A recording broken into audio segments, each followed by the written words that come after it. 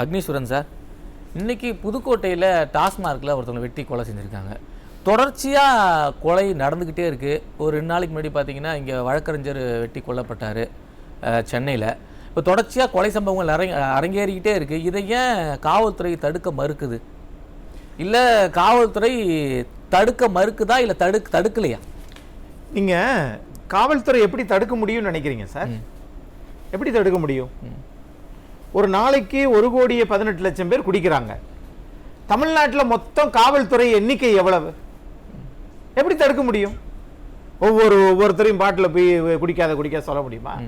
அரசாங்கமே மதுபானத்தை விற்கிறது, ஊக்குவிக்கிறது, குடிக்கிறது.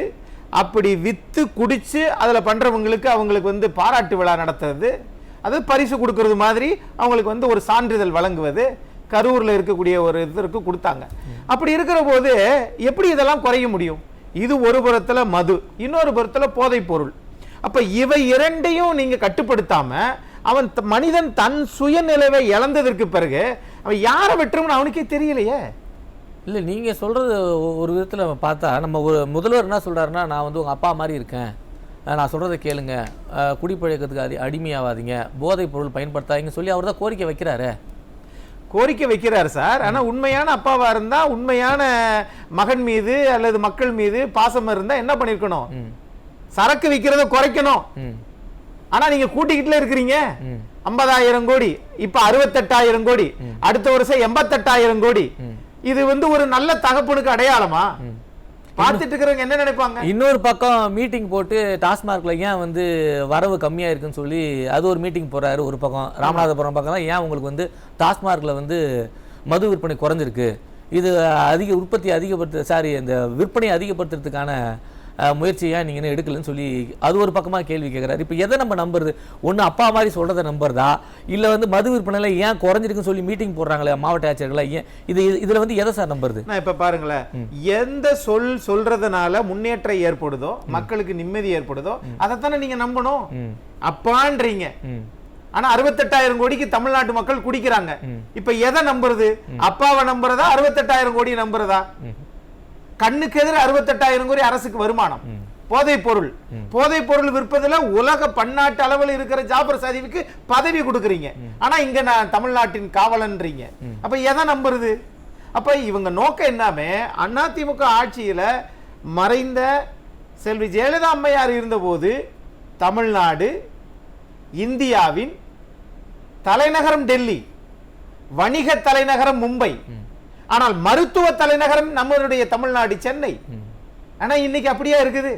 ஆனால் அந்த மருத்துவமனைக்குள்ளே போய் கத்திய வச்சு மருத்துவரையே குத்துறாங்க. இன்னைக்கு செவிலியர் தாக்கப்பட்டிருக்காங்க மருத்துவமனை. ஆமா, தாக்கப்படத்தான் செய்வாங்க. ஏன்னா நம்ம போதையும் மதுவும் நம்ம சுதந்திரமா விட்டுருக்கோமே. காவல்துறையில என்ன நடவடிக்கை எடுக்க முடியும்னு நினைக்கிறீங்க சார்? குடிக்க கூடாதுன்னு காவல்துறைக்கு சொல்ல அதிகாரம் இருக்கா? ஆனா குடிச்சிட்டு தப்பா வண்டி ஓட்டிட்டு போனா ஓரமே நிப்பாட்டு, நீ கொடுத்தனா 2,500 ரூபாய், கொடுக்கலனா 10,000 ரூபாய், எது உனக்கு ஓகே? என்ன சார் இது? அப்பா ஒரு பையன் வீட்டுக்கு போகிற போது அவன் சம்பாரிச்சதே ஒரு நாளைக்கு 1,000 ரூபாய் 2,000 ரூபாய் சம்பாதிப்பாங்க. 10,000 ரூபாய் வாங்குறீங்களே, ஒருத்தர் நல்ல தகப்பன் அப்படியே நினைப்பாரு? இல்லையே. இப்ப இவைகள் எல்லாமே இப்ப பாருங்க, தமிழ்நாட்டில் காவல்துறை அதிகாரிகள் மாவட்ட அளவில் அல்லது மாநில அளவில் பிற மாநிலங்களில் போய் அந்த குதிரை ஏற்றம், அது மாதிரி பல போட்டிகள், விளையாட்டு போட்டிகளை வெற்றி பெற்றுட்டு வர்றாங்க. ஆனால் தமிழ்நாட்டில் இருக்கக்கூடியது செயின் ஸ்நாச்சிங் மட்டும் இல்ல, வடநாட்டில் இருந்து விமானத்தில் பல செயினை அறுத்துக்கிட்டு அப்படியே சங்கர் பல இயக்குனர் இருக்காங்கல்ல, ரஜினி படத்தை இயக்குறவங்களாம் அதெல்லாம் பார்த்தாங்கன்னா அடுத்த படத்துல இதை நடைமுறைப்படுத்துறாங்க. ஆஹா சூப்பர், நல்ல சீன் பாது. எப்படி குற்றம் செய்யக்கூடியவங்கள விமானத்துல செயினை அறுத்துட்டு போறாங்க சார், அவ்வளவு வலிமையா இருக்குது. நல்லவர்கள் நேர்மையானவர்கள் ஒரு நாளைக்கு 1,000 ரூபாய் சம்பாதிப்பதை அல்லாடி கொண்டிருக்கக்கூடிய தமிழ்நாட்டில் என்ன பண்றது? அதுதான் என்கவுண்டர் செய்யப்பட்டிருக்காங்களே. என்கவுண்டர் யாரை செஞ்சீங்க? எத்தனை வருஷம் கழிச்சு செஞ்சீங்க? என்கவுண்டர் செய்யப்பட்டிருக்கு எத்தனை வழக்கு பின்னணியில் இருக்கு? 20 வழக்கு 30 வழக்கு ஆனதற்கு பிறகு அந்த வழக்கை நடத்தி அதுக்கு தண்டனை பெற்று தருவதற்கு வேறு. ஆனா நான் என்கவுண்டர்ல பண்ணிட்டோம் அப்படின்னா அந்த குற்றம் நடந்ததுக்கு பிறகு தானே என்கவுண்டர் பண்றீங்க. குற்றம் நடக்காம இருக்கிறதுக்கு முன்னாடி பண்ணிருந்தா காவல்துறைக்கு சிறப்பு பாராட்டுகள். ஆனா அவங்களுக்கெல்லாம் அதுக்கெல்லாம் எங்க சார் நேரம் இருக்கு? இப்போ போதைப் பொருள் புழக்கத்தை தடுக்க முடியுமா முடியாது சார்? இப்போ வந்து அதெல்லாம் தடுக்க முடியாது. எப்போவே வரப்போற அந்த தொகுதி மறுசீராய்வு இதுக்கு வந்து அனைத்து மாநிலங்களிலும் அவருக்கு சார்பாக இருக்கிற மாநிலத்தை முதலமைச்சரெல்லாம் கூப்பிட்டு மீட்டிங் போறார். இதே மாதிரி உண்மையிலேயே போதைப் பொருளை தடுக்கணும்னு விருப்பப்பட்டா அனைத்து முதலமைச்சரும் கூட்டி உங்கள் இதில் இந்த மாநிலத்தில் இங்கே வருது, எல்லை கடந்து வருது, அதனால் நம்ம வந்து எல்லாரும் ஒன்றிணைஞ்சு போதைப் பொருளை தடுக்கலாம்னு சொல்லி அந்த மாதிரி ஒரு முயற்சி முன்னெடுக்காம ஏன் இருக்கிறாருன்னு கேட்குறேன். இங்கே உண்மையிலேயே ஒரு போதைப் பொருளை தடுக்கணும்னு நினைக்கிறாருன்னா தொகுதி மறுவரையில் பல மாநில முதல்வரை கூப்பிட்டாங்க. அதுவா முக்கியம் சார்? அதை தான் கேட்குறேன். அது வரும்போது பார்ப்போம். ஆனால் காவிரி கர்நாடகாவிலிருந்து நமக்கு வந்து தண்ணியை தரமாட்டோம், நாங்கள் அணை கட்டுவோன்றாங்க. அதுக்கு நிதியும் ஒதுக்கிட்டாங்க. ஆமாம், முல்லை பெரியாறு இதுல இருந்து நாங்கள் வந்து இது பண்ண மாட்டோம், நாங்கள் பேபி அணையை கட்டியே தருவோம்ன்றாங்க. ஏன் அந்த மாநில முதல்வர் திரு பினராயி விஜயனை கூப்பிட்டு வச்சு இதுக்காக போய் பேசியிருக்கீங்களா? பேச மாட்டீங்க. இந்தியா கூட்டணிக்காக வேணா பேசுவீங்க. இதுக்கு இடையில இன்னொரு விஷயம் பூதாகரமாக்கி வர்றது என்னன்னா, நாங்கள் கச்சத்தீவை மீட்போம். எப்ப அதை கேட்டு கேட்டு புளிச்சு சலிச்சு போச்சுப்பா. தந்தை கொடுக்கிறார், மகன் திரும்ப 50 வருஷம் கழிச்சு திரும்ப பெறுவோம் என்கிறார். என்ன சார் இது? அப்போ நாட்டில் நீங்க போடுற நாடகத்துக்கு அளவே இல்லையா? செயல்படாத ஒரு அரசு, செயல்பட முடியாத ஒரு அரசு. நீட்டு விலக்கு எங்களால் கொண்டு வர முடியாது, மக்கள்கிட்ட மன்னிப்பு கேளுங்க, ஒத்துக்குங்க. காங்கிரஸ் தான் கொண்டு வந்துச்சு, கனகராஜ் சார் இல்லவே இல்லைன்னு இருப்பா. ஏன்னா நாங்க கொண்டு வரல, அமல்படுத்தினது யாரு அப்படின்னு. அப்ப குலாம் நபி ஆசாத் அவர்கள் கொண்டு வரவே இல்லைன்னு ஒரு பச்சை பொய்யா பேசுவார் இவர். ஆகையினால நீங்க கொண்டு வந்ததுதான், நீங்க கொண்டு வந்தது தானே உச்ச நீதிமன்றத்தில். ஆகவே உச்ச நீதிமன்ற தீர்ப்பு, அல்டாமாஸ் கபீர் தீர்ப்பு, அதற்கு பிறகு 11 நீதிபதி தீர்ப்பு, அது இடைக்கால தீர்ப்பு. அதற்கு பிறகு அன்னைக்கு முதலமைச்சர் இருந்த திரு எடப்பாடி பழனிசாமி உச்ச நீதிமன்றத்தில் கேவியட் தாக்கல் பண்ணி எங்களுக்கு மட்டும் விதிவிலக்கு வேணும்னு சொல்றாரு. அதெல்லாம் முன்னாடி what is urgent to you, நீங்க இருக்கிறதே கண்டினியூ பண்ணுங்க அப்படிங்கிறாங்க. அதற்கு பிறகுதான் 7.5 நடைமுறைப்படுத்துறாரு. ஆனால் உங்களால காங்கிரஸ் அரசாங்கத்தால திமுகவுக்கு என்னது நீங்க சொல்லிட்டீங்களா? சரி, எடப்பாடி பழனிசாமி 7.5 கொண்டு வந்தாரு. ஒரு நிமிஷம், எடப்பாடி பழனிசாமி 7.5 கொண்டு வந்தாரு. நம்ம பங்குக்கு ஏதோ நாட்டுக்கு நல்லது செய்வோம்னு இவர் 2.5% உயர்த்தி இது பண்ணுவோம் அப்படின்னா தான் நம்ம அதையாவது செஞ்சதுக்கு நமக்கு மக்கள் அவரை மாதிரி நம்மளையும் பாராட்டும் அப்படின்னு அந்த எண்ணம் இருக்கிறதா? எதுவுமே கிடையாது. எல்லாம் வாங்க, எல்லாமே வாங்க, நாங்க தொகுதி மறுவரைக்கு நம்ம எல்லாம் ஒண்ணு சேருவோம் அப்படின்னு தான் சொல்றீங்க.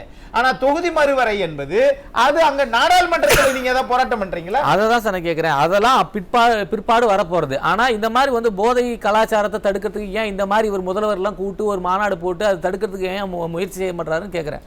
அவங்க என்னமா சொல்லுவாங்க, எப்பா எங்க மாநிலத்துல கம்மியா தாப்பா இருக்கு, நாங்க கட்டுக்குள்ளதான் வச்சிருக்கோம். செய்திகள் வர்றது பாத்தீங்கன்னா குறைச்சிட்டு எங்க அளவுக்கு கொண்டுக்கிட்டு 68,000 கோடிகள் யாரு அப்படின்னா இவர் யோகி ஆதித்யநாத் தான் கூப்பிடணும். இல்ல அதுதான் செய்திகள், குஜராத் தான்.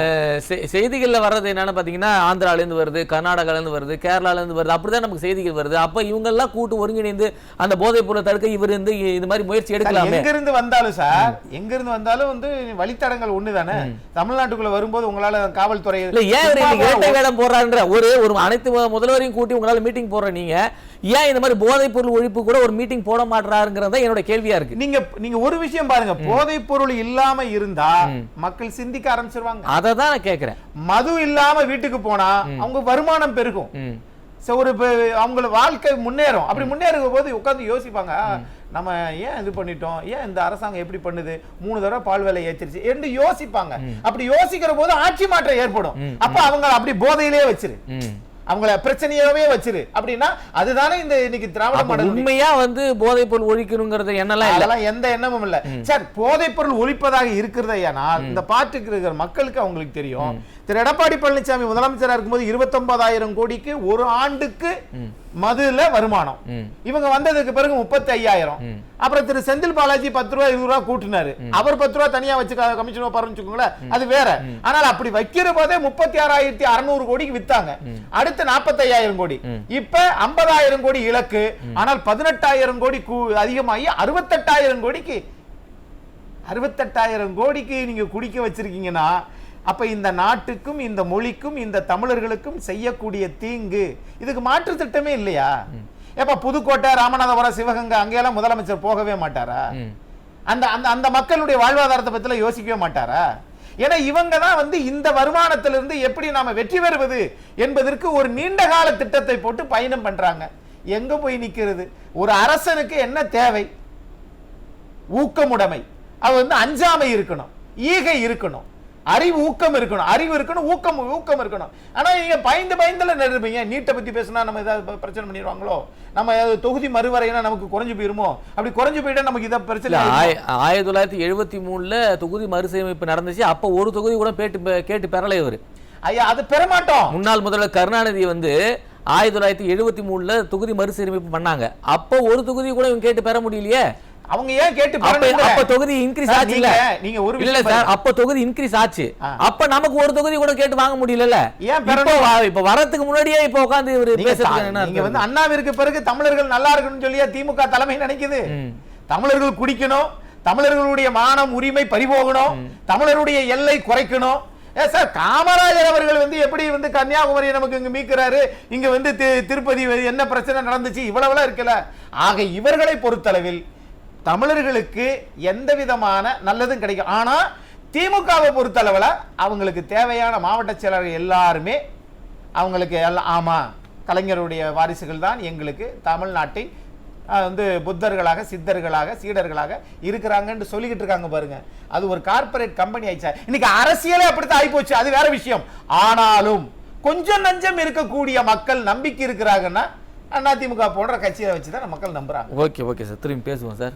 அக்னீஸ்வரன் சார், உங்களுக்கு இறுதி கட்டம். 5 வருஷம் ஆட்சியில் சார் அதிமுக ஆட்சி திமுக ஆட்சி அதெல்லாம் விட்டுருங்க. காங்கிரஸ் ஆட்சி பாஜக ஆட்சி அதெல்லாம் நமக்கு தேவையே கிடையாது. இந்த ஆட்சியினால நான் பயன்பெற்றிருக்கிறேன், இந்த ஆட்சியினால விலைவாசி குறைஞ்சிருக்குது, இந்த ஆட்சியினால நாங்கள் நிம்மதியாக நாங்கள் வந்து வாழ்வாதாரத்தை ஓட்டிகிட்டு இருக்கோம் அப்படின்னு மக்கள் 5 வருஷம் சீர்தூக்கி பார்ப்பாங்க. அப்படி சீர்தூக்கி பார்க்கிற போது ஜனநாயகத்தின் அடிப்படையில் தேர்தலில் வந்து முற்றுப்புள்ளி யாருக்கு வைப்பாங்க அப்படின்றத பார்த்துட்டு இருக்கிற மக்கள் தீர்மானிச்சிருப்பாங்கன்னு நான் நம்புகிறேன். நன்றி சார்.